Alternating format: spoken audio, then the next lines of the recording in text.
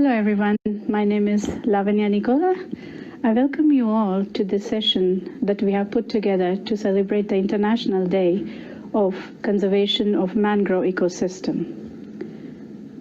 Now when we say the word ecosystem, it sounds quite technical and, the jargon which usually we do not use in our daily life.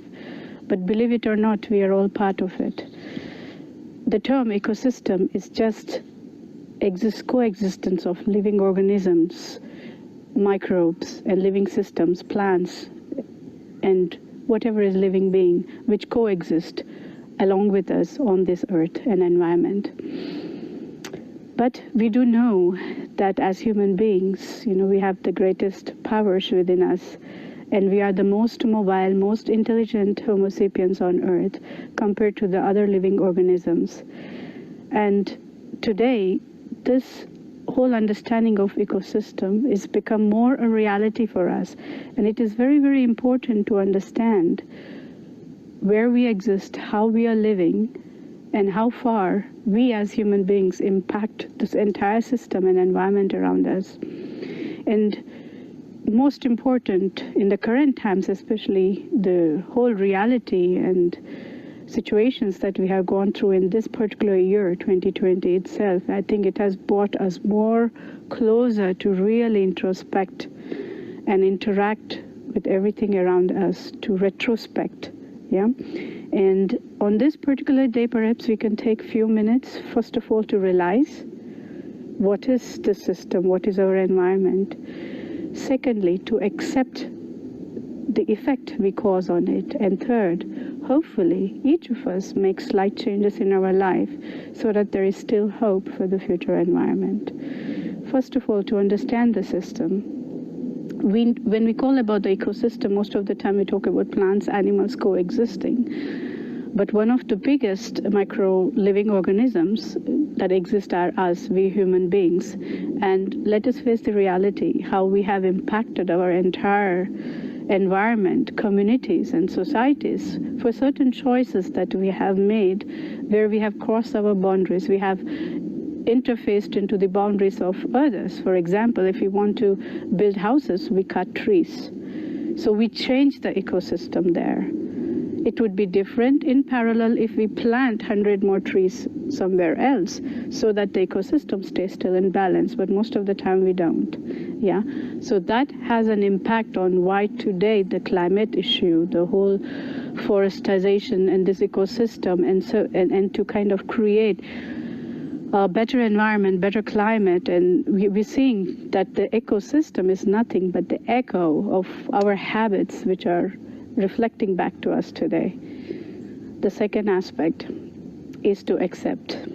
We have to, as human beings, as collective, as communities, really accept that somewhere we went overboard, somewhere we overused our freedom and did whatever we wanted to suffice our own satisfaction, our own greed, whatever we wanted, and replaced other coexisting organisms, right, in our environment. So that does have an impact on the long run.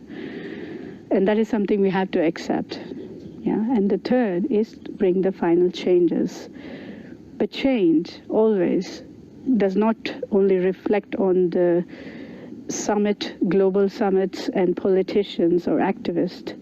I think these changes most have an impact when each of us bring a change within ourselves. To start with myself, how I change my habits, how I grow 2 plants even if I don't have a garden, and change the environment, the air around me, how I respect the rivers around me, how I ensure that trees are not unnecessarily cut in our communities, without a reason, and then find a balanced way. I think in the end, it's always about finding the central way so that everybody exists in harmony, and so that nobody goes extreme and over boundaries, crossing each other's limit.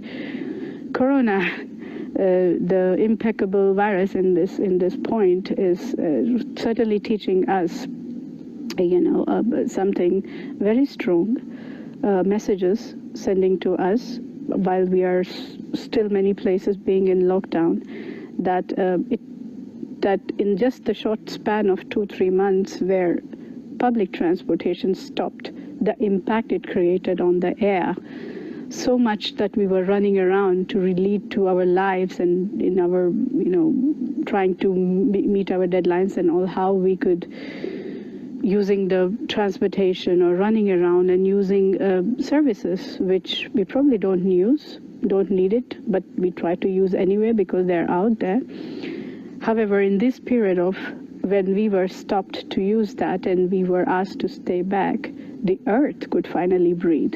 So which kind of gives us a hope that even now, at this very moment, if we change things and we each of us tries to introspect, we could definitely live a better earth for our next generation. And I think that is where we really need to act, not go back to what we did, but where we can make the changes today. So I hope that we all, each of us, including myself to start with, could educate ourselves, realize, accept, and bring that small changes in our daily lives, which will eventually impact Earth, our organism, with the respect that we all require and have the right to coexist in harmony. Thank you.